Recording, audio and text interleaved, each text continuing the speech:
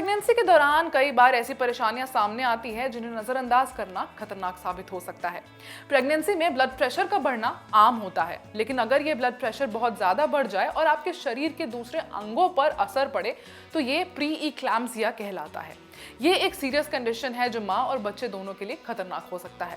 ये प्रॉब्लम ज्यादातर 20 हफ्ते के बाद होती है, लेकिन इसके असर कई बार आपकी किडनी और लिवर तक पहुंच जाते हैं, जो जिंदगी के लिए खतरा बन सकता है।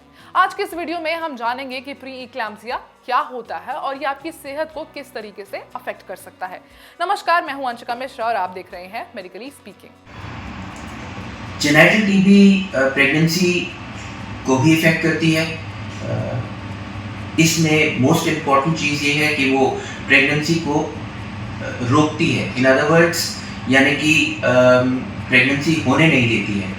तो इसमें खासकर लेडीज़ को बांझपन होता है क्योंकि प्रेग्नेंट हो नहीं पाती हैं, और वो ऐसे है कि वो जब सारे जेनिटल ऑर्गन्स को इफेक्ट करते हैं, जैसे ट्यूब्स हो, नल हो, यूट्रस हो, ओवरीज हो, तो वो फंक्शन करना बंद कर देती हैं। तो इसलिए प्रेगनेंसी होने में प्रॉब्लम होती है और बांझपन होता है हमारी लेडीज़ में।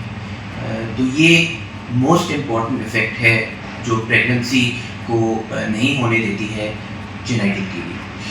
जेनेटिक टीबी के डायग्नोसिस के काफ़ी तरीके होते हैं। ब्लड इन्वेस्टिगेशंस होते हैं, then there are also an ultrasound that you do. Dermatology test होते हैं जो बहुत पुराना टेस्ट होता है, वो देखने के लिए कि एक्टिव इन्फेक्शन है या नहीं है। सिम्टम्स होते हैं सबसे पहले, तो पेशेंट पेन कंप्लेन करता है, पेशेंट को बुखार हो सकता है, पेशेंट को बाउल के या आंतों के सिम्टम्स हो सकते हैं, पेल्विक ऑर्गन्स के और सिम्टम्स होते हैं, ऑफ कोर्स इनफर्टिलिटी या बांझपन होता है। तो ये सारी चीज़ें जब कंप्लेन लेके आता है पेशेंट, तो हम लोग फिर इन्वेस्टिगेट करते हैं, देखते हैं कि ये कहीं जेनेटिक टीबी या कोई और इन्फेक्शन नहीं है, और उसके लिए अल्ट्रासाउंड, ब्लड इन्वेस्टिगेशंस बहुत इम्पॉर्टेंट होते हैं। एक टेस्ट होता है हिस्टेरोसैपिंगोग्राम, वो भी जेनेटिक टीबी को डायग्नोज कर सकता है।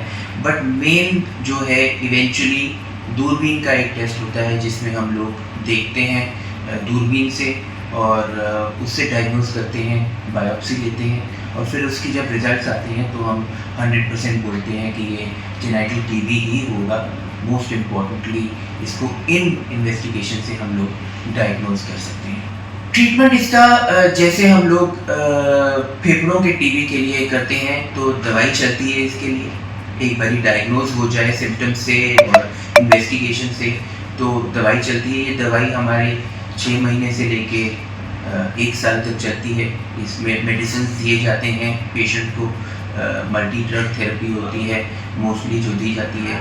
कभी कभी ये रेजिस्टेंट टीबी भी होती है, तो उसके लिए मल्टी ड्रग जो है रेजिस्टेंट ड्रग्स के जो रेजिस्टेंस है उसको ओवरकम करने के लिए अलग तरीके के जो हायर ग्रेड के मेडिसिन होते हैं टीबी के, वो दिए जाते हैं। तो बेसिकली इसका जो ट्रीटमेंट होता है वो मेडिकल होता है। एक बारी डायग्नोज हो जाए और 12 महीने चलता है, 6 से 12 महीने तक चलता है, और एक बारी उसका कोर्स ख़त्म हो जाता है तो फिर हम लोग इन्वेस्टिगेट करके देखते हैं और फिर हम पेशेंट को कहते हैं कि वो इसका क्योर हो गया उनका, और उसको फॉलो अप करते हैं।